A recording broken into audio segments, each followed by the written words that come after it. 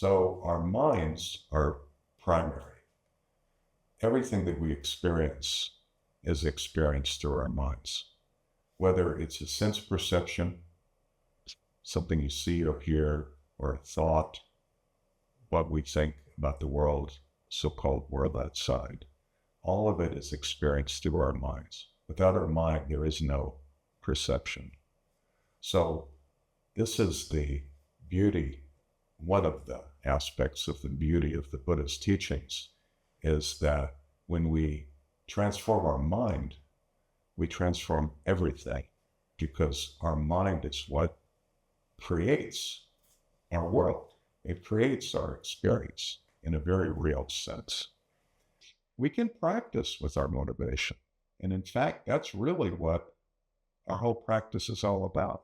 If we're talking about working with our minds, what is it that we're actually changing? We're not changing, it's not about our behavior modification. It's about ultimately changing how we think and the relationship of how we think. What is it that changes that?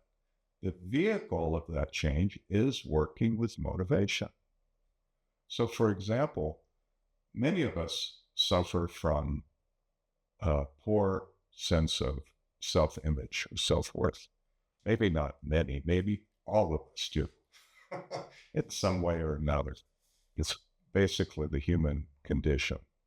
So we may encounter the teachings of the Mahayana and we may think, wow, that's very impressive, working for the benefit of all sentient beings. I could never do that. That's way beyond my level. I can barely work for the benefit of myself. In fact, I'm not even going to try. So that's ego talk. That's the, it's not that whole train of thought is bad. That is something that we see in our practice. When we see our mind taking that downturn, we see that and we go, that's just thinking. And we think, I can make a wish to benefit beings. May everyone who has a negative self-image be free of that. Anyone who's experiencing the same downturn, the same lack of confidence, may everyone be free. That's how easy it is to work with our motivation. Actually, it's not easy, but it's very immediate. There is no situation that comes up in our lives where we cannot work with our motivation.